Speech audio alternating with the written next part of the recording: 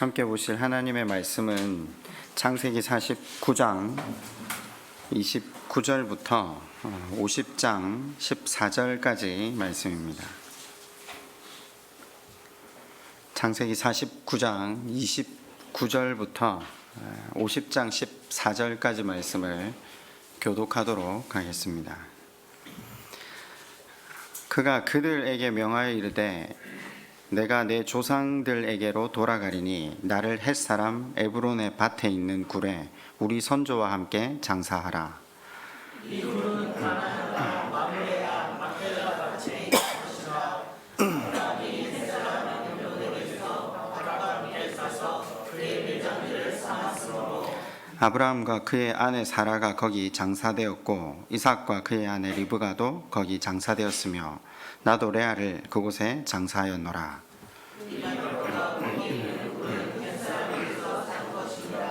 야곱이 아들에게 명하기를 마치고 그 발을 침상에 모으고 숨을 거두니 그의 백성에게로 돌아갔더라.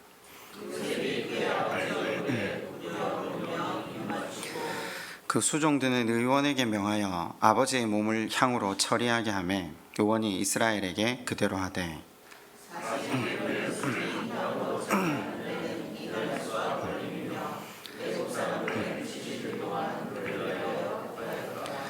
곡하는 기한이 지나매 요셉이 바로의 궁에 말하여 이르되 내가 너희에게 은혜를 입었으면 원하건대 바로의 귀에 아뢰기를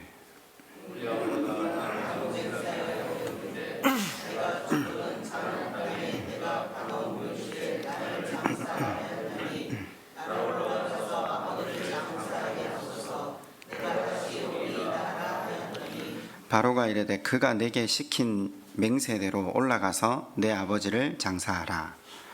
요셉이 자기 아버지를 장사하러 올라가니 바로의 모든 신하 요셉의 온 집과 그의 형제들과 그의 아버지의 집이 그와 함께 올라가고 그들의 어린아이들과 양떼와 소떼만 고센 땅에 남겼으며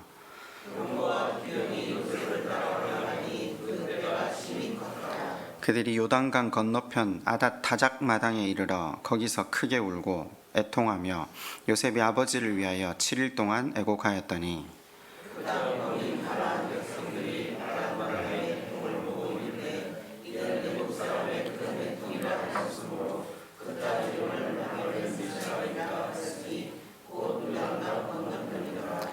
야곱의 아들들이 아버지가 그들에게 명령한 대로 그를 위해 따라 행하여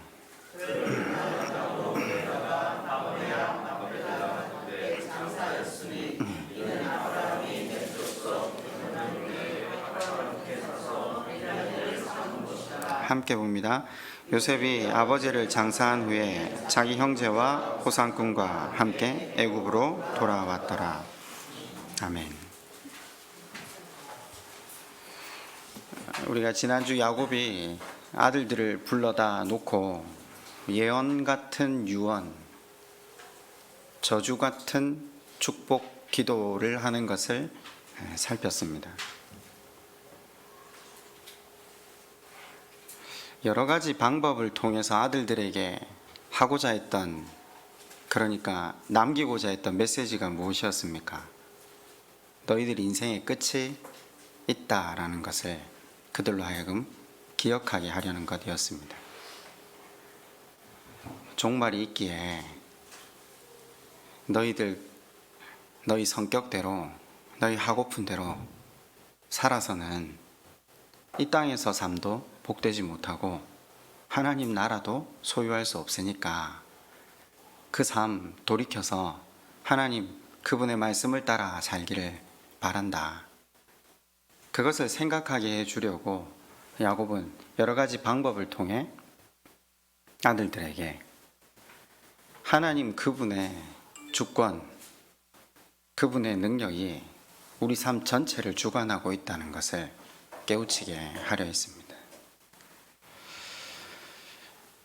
요 근래 질문을 잘 받지 않다가 여러 번 질문을 받고 있는 게 야곱이 손을 어긋맞춰 그 손주들을 축복한 것. 여러분, 왜 우리가 그런 거 있잖아요. 우리가 생각할 때 이렇게 해야 이런 복을 받고, 또 이렇게 공부를 해야 이런 대학을 가고 이런 직장을 가고, 이렇게 해야 건강을 관리하고 오래 살고, 그게 다 틀렸다는 것이 아니라, 우리가 생각하는 것이 우리의 삶을 영위하는 데 있어 약간의 유익이 있을지 모르지만, 그 모든 것 넘어 그 모든 것을 주관하시는 분이 하나님이시라는 사실을 잊지 말라. 그것을 야곱이 자식들에게 가르치고 싶어 했던 거죠. 흔히 생각하듯 야곱보다 요셉이 더 탁월하다, 요셉이 더 하나님 그분의 섭리를 깊이 깨달았다 생각하실지 모르지만, 성경은 그렇게 전개되고 있지 않습니다. 안다. 아들아, 나도 안다. 내가 아는 것 중에 가장 중요한 것은 절대라는 것은 없다는 것이다. 우리가 아무리 노력하고 우리가 세상의 논리를 따라 산다 할지라도 하나님께서 주관하신다. 그 하나님 바라보며 그분을 의지하고 가는 것, 그것 외에는 인생에게 소망이 없다. 요셉이 그걸 몰랐겠습니까? 그런데 그만큼 우리는 우리의 가치, 체계, 경험, 지식에 의존해서 살아가는 사람이기 때문에 언제라도 다시 그 퍼포먼스 같은 그 마지막 유언을 생각할 때 다시 하나님 그분만을 의지하게 하려는 야곱의 간절한 마음이 임종을 눈앞에 두고 여러 가지 자녀들에게 전하고 있는 메시지의 핵심이 이것이었습니다. 이제 49장 마지막에 나를 조상들이 묻혀 있는 그곳에 묻어 달라고 유언을 했습니다. 그리고 오늘 읽으신 50장은 장례식이 거행되는 장면입니다. 야곱이 어디에서 죽었습니까? 이집트에서 죽었습니다. 아시다시피 이집트 하면 제일 먼저 우리 머릿속에 떠오르는 건 미라 아닙니까? 그죠? 야곱의 시신을 미라로 만듭니다. 그런데 그 기간이 40일 걸렸다라고 성경이 밝히죠. 2절에 50장 2절을 한번 보시겠습니까? 그 수종드는 의원에게 명하여 아버지의 몸을 향으로 처리하게 하며 의원이 이스라엘에게 그대로 하되 40일이 걸렸으니 향으로 처리하는 데는 이 날수가 걸림이며. 자, 그리고 장례를 치러 주는데 장례를 며칠 했다고 성경이 밝히고 있습니까? 3절에요. 70일. 여러분, 굉장히 긴 날수라는 건 와닿으시죠? 근데 구태여 성경이 이 날수를 기록해둔 이유가 뭘까요? 이 무언가와 비교하기 위해서입니다. 애굽의 왕이 파라오잖아요. 파라오가 죽으면 72일 곡을 합니다. 그런데 야곱이 죽었을 때 70일 장례를 치렀다라는 것은 국장급이라는 것을 밝혀두는 대목이죠. 그것뿐인가, 기간도 기간이지만 어디에 묻어달라고 합니까? 자기 할아버지와 아버지가 묻혀있는 가나안 땅 막벨라 굴에 묻어달라고 하죠. 성경을 방금 읽으셨는데 보통 하관을 하러 가는 장면에는 형제들과 자녀들만 가는 게 일반적이잖아요. 그런데 오늘 본문을 가만히 읽으시면서 발견한 게 있으십니까?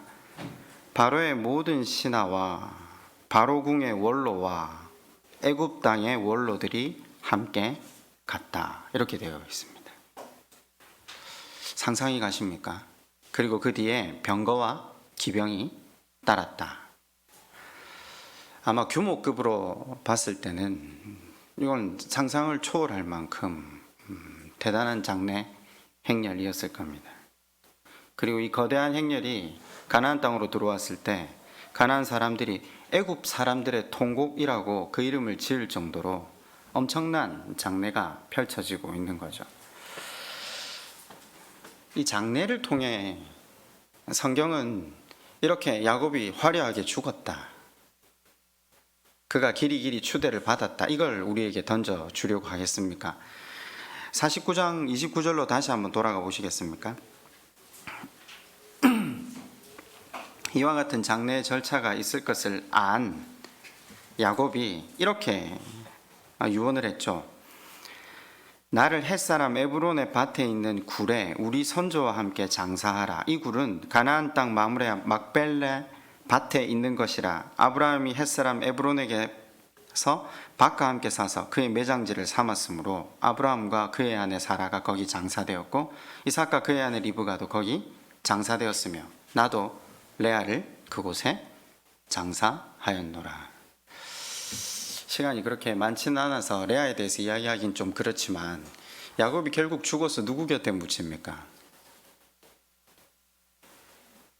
그토록 사랑했던 라헬이 아니라 레아라는 사실을 보게 됩니다.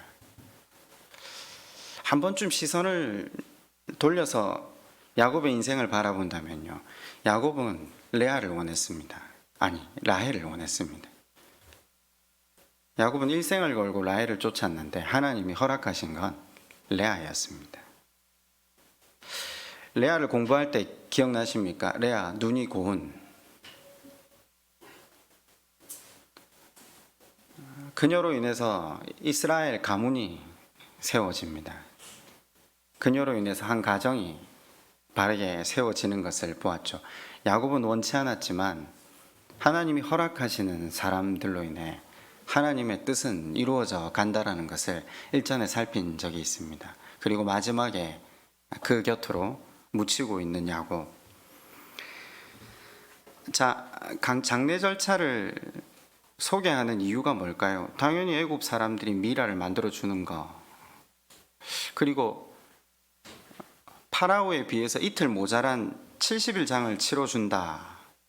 그러면 사실 야곱은 얼마든지 더 화려한, 그죠, 피라미드는 아니더라도 그 정도에 준하는 무덤에 묻힐 수 있었지 않겠습니까? 그런데 그러지 않았다라는 겁니다. 자기가 살면서 추구한 것이 하나님의 언약이라는 것을 그들에게 남기기 위해서였습니다. 후대에게 자기가 쫓아 살았던 삶, 그것을 자기가 죽어서도 쫓고 있다라는 것, 그리고 너희들도 쫓아야 한다라는 것, 그것을 남겨주려고 했던 거죠. 니네들도 이 땅에서 영원히 살 사람이 아니다. 지금 애굽에서 살지만 너희는 하나님이 약속하신 그 땅 바라보며 나아가야 한다. 자기 무덤이 후손들의 삶에 방향타가 되기를 바라는 마음으로 이 일을 진행하고 있다라는 거죠. 아마 그런 질문을 한번 다들 하셨을 거예요. 왜 하필이면 막벨라 굴이어야 되는가? 하필이면 가나안 땅이어야 하는가? 무엇 때문입니까? 굉장히 단순하죠. 하나님께서 그 땅을 주시겠다고 약속하셨기 때문입니다. 하나님의 언약 때문입니다. 우리는 그 하나님의 본심을 깨닫는 순간 그렇잖아요. 그 땅 가도 되고 그 땅만 하나님의 땅이 아니고 자기가 머물고 있는 그 애굽도 하나님 땅이잖아요. 제 말 이해가 되시죠? 지구를 하나님 전부 하나님 소유니까 어디는 영적으로 어두운 땅이고 어디는 영적으로 밝은 땅, 이런 건 없거든요. 그럼 어디에 있던 하나님 그분과 동행하면 되잖아요. 야곱이 그 삶을 살기 시작했잖아요. 그럼에도 불구하고 야곱이 막벨라, 가나안, 이 헤브론 땅 고집하는 이유가 뭘까요? 그게 오늘 설교의 제목입니다. 언약의 목적. 이 언약을 주신 하나님의 의도를 깨달은 야곱이 자신이 물려받은 그 약속, 그 언약을 자식들에게 다시 되물림하는 의도가 바로 여기 있다라는 거죠. 너희들도 언약의 목적을 깨닫길 바란다라는 거죠. 창세기 12장에서부터 이 약속은 주어졌죠. 아브라함에게 하나님께서 약속하셨죠. 너로 큰 민족을 이루게 하겠다. 그리고 너로 이 가나안 땅을 소유하게 하겠다. 여러분, 아브라함에서 끝나지 않고 약속이 지금 되물림되고 있잖아요. 이해가 되십니까? 이삭에게로, 그리고 야곱에게로. 그러면 약속이 이루어졌다는 겁니까? 안 이루어졌다는 겁니까? 안 이루어졌다는 거죠. 안 이루어졌으니까 계속 되물림 되죠. 야곱이 죽을 때까지만 해도 가나안 땅은 누구 소유입니까? 가나안 사람들 소유죠. 그런데 하나님께서 약속하신 게 뭐라고요? 언약이 뭐라고요? 그 땅을 너희에게 주겠다. 3대째 내려오고 있는데 언약은 이루어지지 않았어요. 이스라엘, 그러니까 야곱이 소유한 건 뭐죠? 할아버지 때 사놓은 막벨라 굴. 햇사람의 아브라함에게 팔았잖아요. 그 팔 때 굴뿐만 아니라 그 굴에 딸린 밭, 약간의 밭, 그것밖에 소유한 게 없습니다. 그런데 다시 야곱은 자신의 모든 후손들이 그 땅을 향하게, 그 언약에 온 중심을 쏟게끔 자신의 마지막을 사용하고 있는 거죠. 지금 야곱은 가나안에 머물고 있는 것도 아니고 언제 그 땅으로 돌아갈 기약조차 없는 사람 아닙니까? 그럼에도 불구하고 이 언약을 왜 자식들에게 물려주고자 하는 겁니까? 아니, 자기가 굳이 자기 아내 곁에 묻히고 싶어서요? 자기 아버지 곁에 묻히고 싶어서요? 고집스러움입니까? 그것보다는 피라미드에 묻히는 게 낫지 않습니까? 제가 아까 말씀드렸지만 이건 한 노인의 고집이 아니라 언약의 목적, 그가 깨달았고 그 언약에 소망을 두고 살게 하려는 의도를 가지고 이 언약을 되물림하고 있는 겁니다.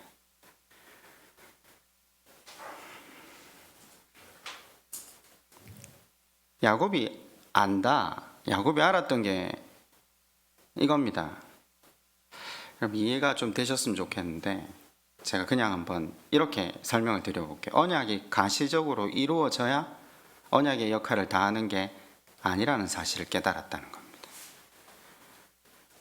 문자적으로 이루어져야 꼭 그 역할을 다하는 게 아니라는 것을 깨달았다는 겁니다. 이게 얼마나 한편으로 우리 인생에게 고통스러운 이야기가 될 수도 있고요. 한편으로 이 말씀의 의미를 알면 그래서 하나님께서 여기까지 인도하셨구나. 무릎을 탁 치는 경우도 있습니다. 무슨 말인가? 가나안을 소유하리라. 아브라함은 막벨라 굴 하나를 얻었어요. 결국 이삭도 야곱도 그 굴 한켠에 묻혔잖아요. 그러면 이 사람들은 그 언약의 흔적 정도를 맛봤거든요. 그죠? 그런데 성경은 그 사람들을 복된 인생이라고 해요.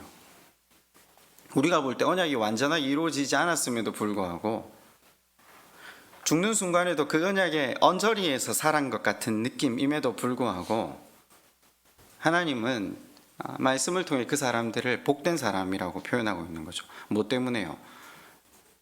하나님의 언약을 붙들고 살았기 때문에, 하나님을 붙들고 살았기 때문에, 하나님을 붙들고 사는 사람은 참된 신앙인이기 때문에.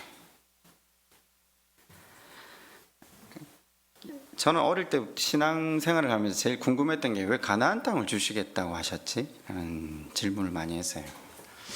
이렇게 TV나 영상이나 다큐멘터리를 볼 때마다 가나안 땅은 제가 눈을 씻고 쳐다봐도 젖과 꿀이 흐르지는 않더라고요. 물론 그 당시에는 환경이 좀 좋아서 제법 그쪽에도 뭐가 나는 곳이 많았다라는 표현을 했지만 실로 헤브론이 있는 예루살렘 성 같은 경우에는 물 한 방울 나오지 않는 곳이잖아요. 히아볼리아 고린도로부터 물을 끌어와야지만 생활이 되는 곳이 예루살렘이거든요. 완전한 척박한 곳에 성을 세우고 그곳에 성전을 짓고 하나님을 바라본다. 저게 왜 하필 가나안이어야 되는가? 하나님께서 가나안 땅을 주신다. 그 약속 자체가 중요한 게 아니라 그 약속을 하신 분을 믿고 신뢰하게 되고 그분과 교제하게 하는 것이 하나님의 목적이었던 거죠. 언약을 붙들고 있었기 때문에 그 언약을 이루어가는 과정 가운데 그분의 말씀 앞에 내 인생을 비추어 보고 그분의 말씀으로 내 삶을 정돈하고 그분의 말씀에 소망을 두고 살아갈 때 하나님께서 그 삶 가운데 역사하셔서 한 사람 한 사람을 자신의 자녀답게 빚어 가시는 것이 그 약속을 주신 이유라는 거죠. 그렇다면 언약은 다른 차원에서 이루어져 가고 있다라는 것을 이해하게 됩니다. 아브라함, 이삭, 야곱은 가나안을 선물로 받았습니까? 못 받았습니까? 애매하시죠? 대답하기가 참 그러시죠? 살아생전에 막벨라 굴밖에 소유하지 못했잖아요. 그런데 성경은 그 사람들은 진정한 가나안을 소유한 사람이다 라는 표현을 하는 거죠. 가나안은 문자적으로 그 땅을 소유하는 것 자체가 목적이 아니라 그 하나님과 깊은 교제 가운데 들어가게 하는 것이 목적이라는 사실을 우리는 알게 되는 거죠. 그렇다면 야곱이 왜 자녀들에게 굳이 가나안 땅을 다시 언약으로 되물림하고 있는지를 우리는 더더욱 이해가 선명해지게 되는 거죠. 가나안을 주시겠다. 겉으로 볼 때는 아브라함도 이삭도 야곱도 결국 그들이 한평 누운 땅, 죽어서 누운 땅밖에 소유하지 못했습니다. 그러나 언약의 주체자이신 그 하나님과 동행하며 살아감으로 실은 가나안 땅 전부를 소유하고 죽었다라고 성경은 반복적으로 그들을 평가하고 있는 거죠. 그리고 성경은 이렇게 표현합니다. 신실하신 하나님께서 그 언약을 지키셨다 라고까지 이야기하는 거죠. 우리에게도 하나님께서 동일하게 가나안을 약속하셨습니다. 제가 이제 좀 구체적으로 질문을 한번 해볼까요? 여러분에게 혹시 가나안이 계시진 않았습니까?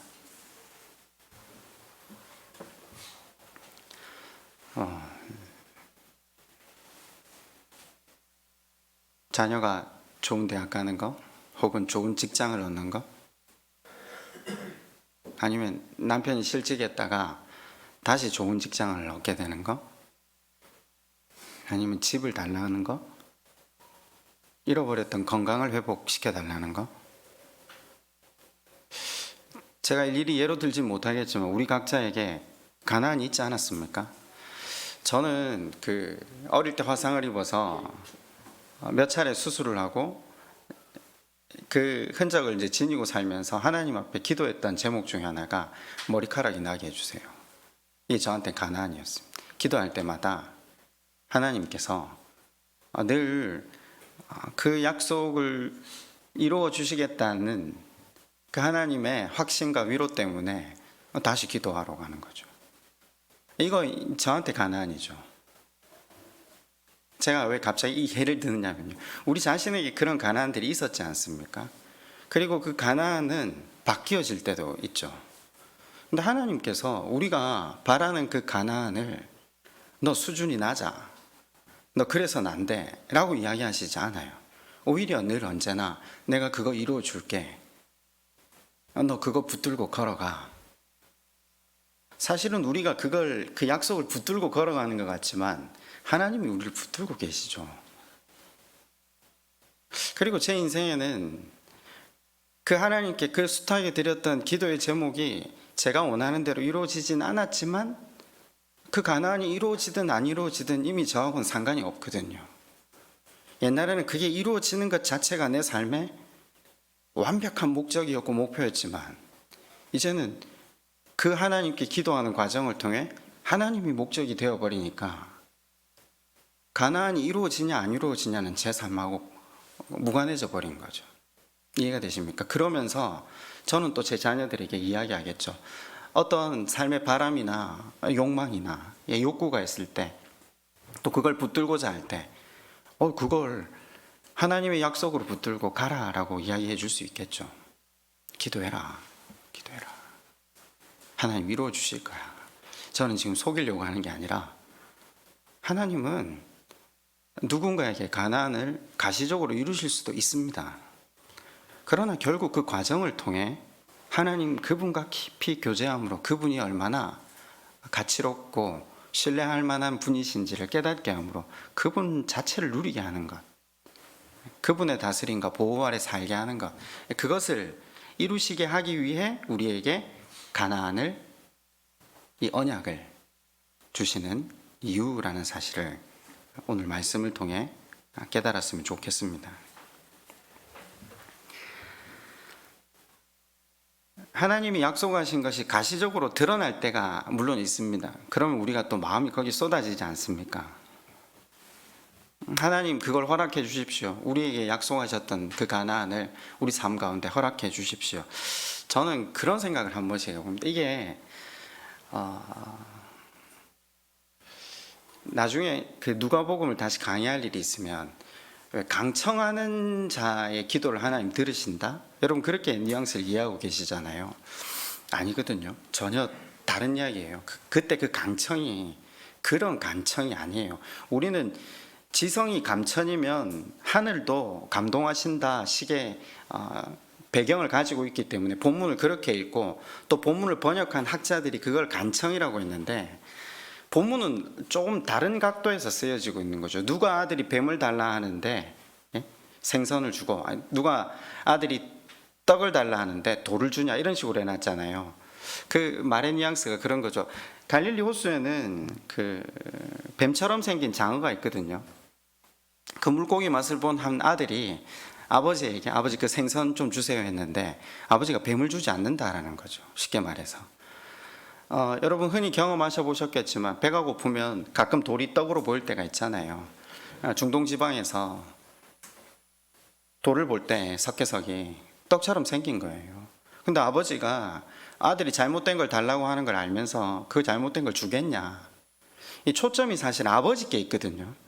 이 아버지는 강청에서 주는 분이 아니라 미리 알고 모든 것을 구하기도 전에 주시는 분이라는 걸 성경이 우리에게 계속 강조하고 있는데 우리는 그 강청이라는 단어 하나 잘못된 해석 때문에 전부 하나님께 매달리면 준다.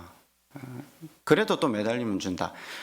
근데 한편으로는 그 본문의 말씀을 해석하는 데 있어서는 틀렸지만 우리가 하나님은 인격이시잖아요. 하나님께 구하는 걸 하나님이 왜 안 들으시겠어요? 그건 100% 동의합니다. 살면서 기도해 보니까 알겠더라고요. 일단 매달려서 달라고 울고불고 하면 우리 아들들은 롯데마트에서 바닥에 누워서 울고불고 하면 어두운 데로 끌려가지만 하나님은 인생에 대해 참으시는 시간이 굉장히 기시거든요. 제가 일전에 한번 기도에 대해 설교하면서 여러분에게 그런 말씀을 드린 적이 있는데 잘 이용해 보시라고요.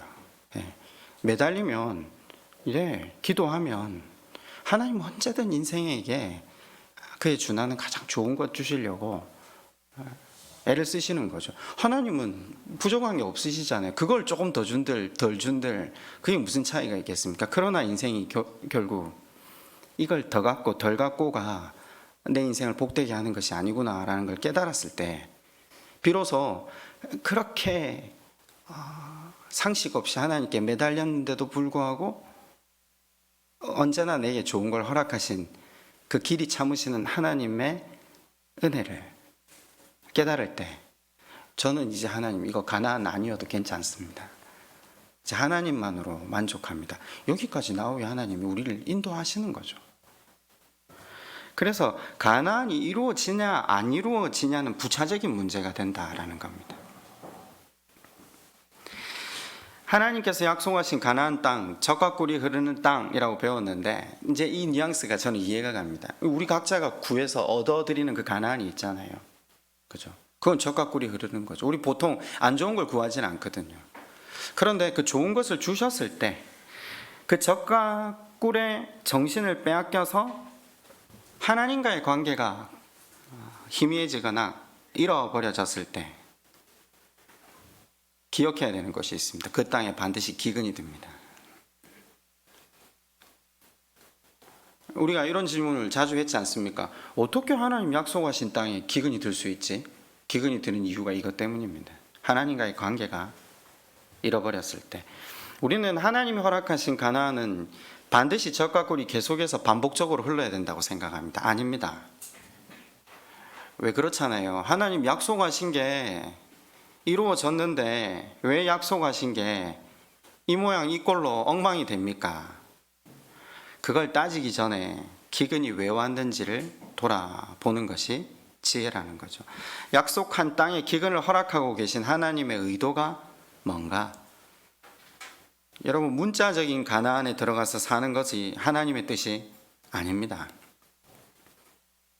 물론 우리가 그 수준에서 듣고 시작은 했잖아요. 그러나 하나님과 더 깊은 관계를 맺다 보니 그 약속을 중심으로 약속을 목적 삼고 걸어가지만 그 하나님과 관계를 맺다 보니 이 하나님이 어떤 분이신가를 경험하고 드디어 하나님 그분과 함께 걸어가는 그것 자체를 우리 삶의 가치로 여길 때까지 하나님이 우리에게 가나안을 허락하시는 거죠. 결국 하나님이 가나안 언약을 우리에게 주시는 이유는 하나님 나라 백성으로 우리를 빚어가시기 위해 하나님 나라를 이 땅 가운데 끌어다가 사용하며 살아가게 하시기 위해 우리로 언약을 주신다라는 것입니다. 그러나 아브라함도 이삭도 야곱도 가나안에 들어갔잖아요. 들어갔는데 왜 그 땅에 기근이 있었어요? 하나님과 온전한 관계가 이루어지기 전에 그들이 그 땅 가운데 풍요에 젖어들어서 자기 중심으로 살기 시작했을 때 다시 그곳에 기근이 든다. 이것만 기억하시면 됩니다. 제가 다시 한번 여쭤볼게요. 여러분에게 가나안은 무엇입니까?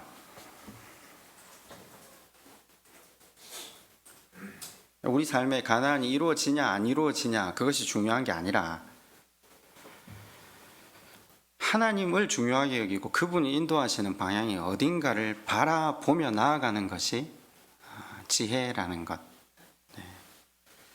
그것만 깨닫는다면 언약을 주시는 목적이 무엇인가 이해가 될 수 있을 겁니다. 언약의 역할이 무언가? 결국 말씀에 비추어 우리의 현재를 바르게 살게 하기 위함, 우리의 삶을 하나님의 뜻에 조정시켜서 하나님 그분만을 목적 삼으며 걸어가게 하기 위한 것. 저는 이렇게 한번 정의를 해봤어요. 이해는 되셨죠? 여기까지 이해되시면 제가 한 걸음 더 뛰어볼까요? 그러면 가나안을 약속했지만 가나안 땅 자체가 목적이 아니라는 건 이해가 되셨죠? 이제 충분히 이해가 되셨으니까 그러면요. 그 말씀 자체를 문자적으로 가지고 그것을 계속해서 악용하는 세력들이 있어요. 자, 어떤 세력들이죠? 여러분이 아마 여기에 다 동의하고 계실 건데 제가 이제 반대편에 서서 이야기를 해볼게요. 지금 가나안 땅 헤브론에 뭐가 서 있죠? 모슬렘 사원이 서 있잖아요. 그죠?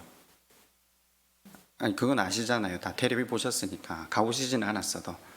세계의 기독교를 믿는 많은 사람들이 그 모슬렘 사원이 없어지고 거기에 다시 성전이 세워져야 한다라는 마음을 가지고 있을까요? 안 있을까요? 있으시죠? 그럼 하나님 그걸 원하실까요? 지금 이제 말씀 들었잖아요. 가나안 땅 자체를 회복하는 걸 하나님 원하시는 게 아니라 하나님은 헤브론에 있던 서울에 있던 미국에 있던 그거 다 하나님 땅이시잖아요. 그 땅이 회복되어야 하나님 나라가 도래한다. 그건 정말 언약의 목적을 모르는 사람들이 하는 이야기 아닐까요? 사실 이건 수천 년 동안 이어져 왔어요. 그죠? 십자군 원정. 예루살렘을 수복하는 것이 하나님 나라를 이 땅에 당기는 일이다. 그 말에 대적해서 그 군에 참여하지 않았던 모든 사람들은 비신앙인으로 낙인 찍혔던 시절이 있었죠. 독일이 왜 세계대전을 일으켰죠? 독일의 모든 교회가 가장 부흥하고 가장 하나님을 열렬하게 섬길 때 세계대전을 일으켰거든요. 독일 교회가 히틀러에 함께 동조하지 않았으면 독일은 전쟁을 일으키지 못했어요. 독일이 왜 전쟁을 일으켰습니까? 유대인들을 제거하는 것. 예수 그리스도를 십자가에 못 박은 그들. 여전히 하나님의 적 그리스도로 활동하고 있는 그들을 제거하는 것이 이 땅에 하나님 나라를 도래하는 것이다. 독일 교회가 잘못된 신학적 관점을 가졌을 때 히틀러와 맞아떨어졌거든요. 오늘 우리 교회 가운데도 이런 일은 비일비재하게 여러 차례 많은 모습으로 이루어져 있지 않습니까?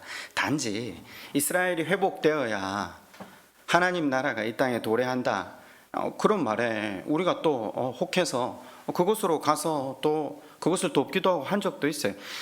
그러나 지금 이 언약의 목적을 정확하게 깨닫는 순간 하나님이 의도하신 바와 전혀 무관한 일들을 우리가 벌리고 있다라는 사실을. 또 하나 생각해 볼 게 뭐가 있을까요? 성전을 지어 바친다, 그죠? 교회를 지어 바친다라고 했죠. 누가 받으시죠? 하나님이 돈이 없으신 분도 아니고, 하나님이 우리에게 바치시길 원하시는 건 유형적 건물적 교회가 아니라 우리 한 사람이 하나님의 통치와 다스림을 받는 바른 교회로 나가는 것이겠죠. 그걸 위해서 언약을 주시는 거죠. 물론 가시적인 그 언약, 가시적인 그 가나안을 향한 우리의 소망, 욕망, 욕구들이 그 하나님과 관계를 맺는 데 사용된다라는 것을 이해합니다. 그러나 굳이 우리가 하나님의 본심을 알았다면 그 길을 걸어갈 이유가 있냐라는 질문을 다시 해봐야 되겠죠.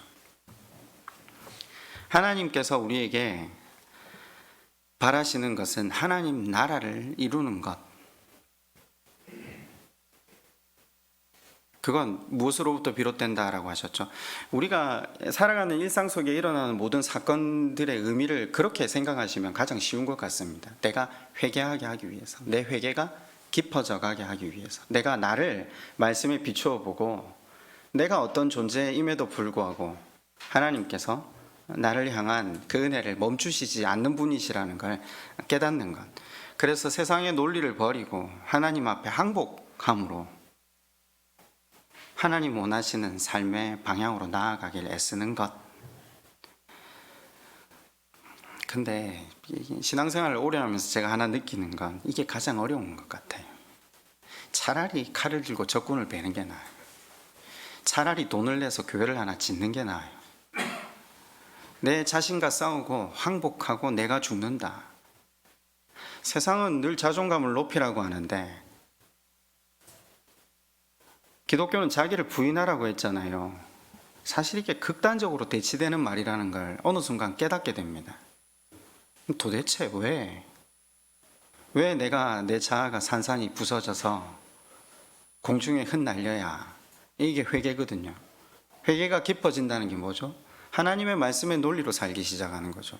섬기기 싫은데, 희생하기 싫은데, 어제 저녁에 아이들하고 예배 드리면서 주제가 섬김이었는데, 그래 어떻게 한 주간 섬김을 살겠냐라고 한번 적용해보자고 이야기하니까 3명 다 입을 악 깨물고 있더라고요. 이게 뭐 말을 뱉으면 해야 되잖아요, 한 주간 적어도. 야, 이게 이렇게 어렵냐? 엄마 아빠는 너희들 섬겨주잖아. 너희들 이것 정도는 할 수 있지 않아? 제가 막내한테 너 신발 정리 정도는 네가 할 수 있지 않아? 저는 그게 되게 싫어요 이러더라고요.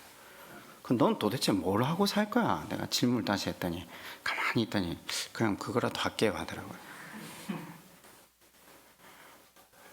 이제 우리는 그 정도 섬김의 수준을 벗어나서 말씀의 논리로 살아라는 하나님의 요구를 받죠. 그게 하나님 나라를 당겨다가 우리 삶에 구현하는 거니까요.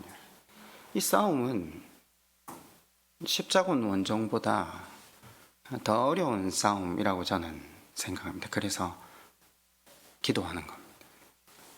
기도할 때 우리가 말씀 앞에 죽을 수 있지 않습니까?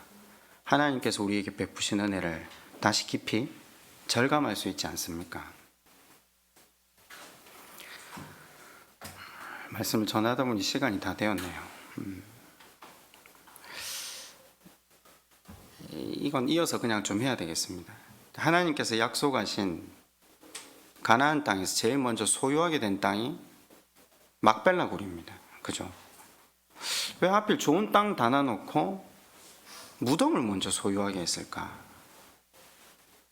하나님께서 먼저 무덤을 소유하게 하신 이유가 있습니다. 인생이 본질이 죽음이라는 사실을, 죽음을 눈앞에 두고 사는 존재로 각인시키기 위해.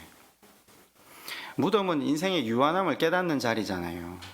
내가 세상에서 건강하게 살고 돈 잘 벌고 교만해져 있을 때라도 죽음이 바로 눈앞에, 다윗이 말한 것처럼 죽음과 나 사이는 한 걸음이다 라는 걸 인식하기 전까지는 실은 인간은 하나님으로 살게 됩니다. 그러나 인생의 유한함을 깨닫는 순간 참 인생으로 살게 되고 하나님 그분만을 바라보기 시작하지 않습니까?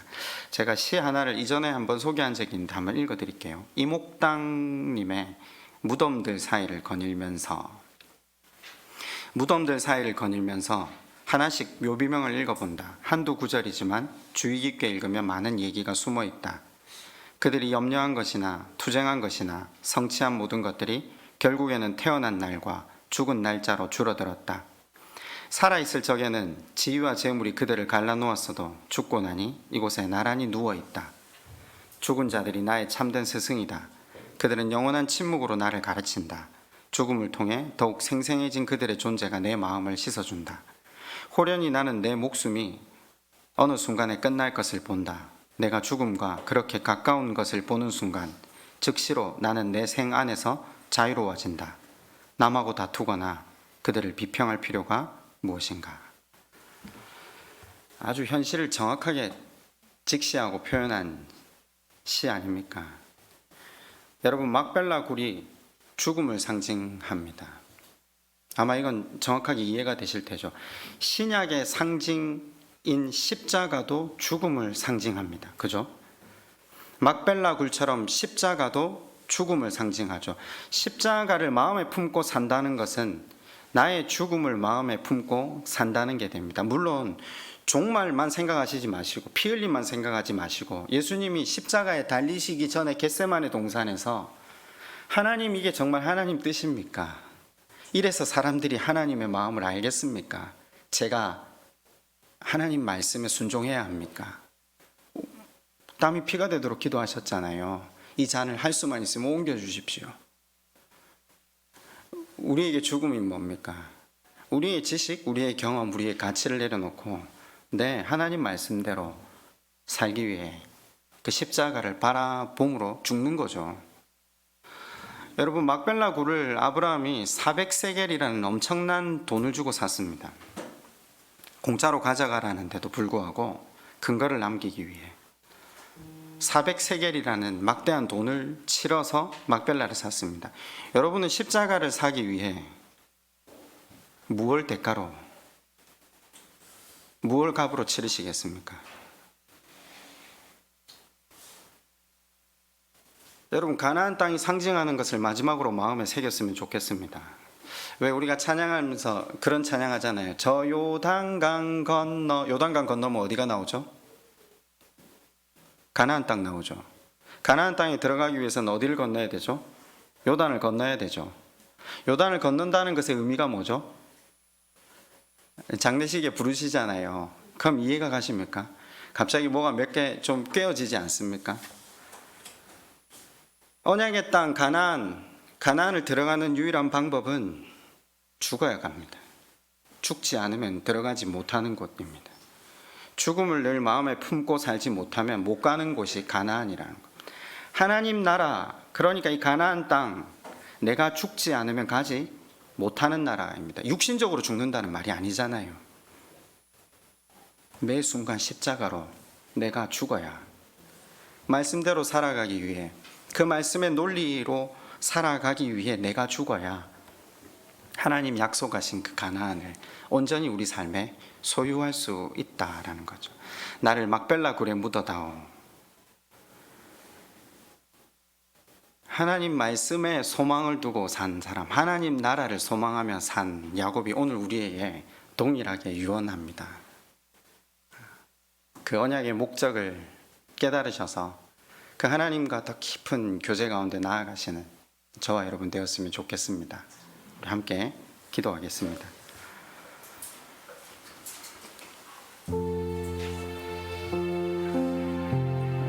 우리는 눈에 보이는 가나안 땅을 향해 걸어갑니다.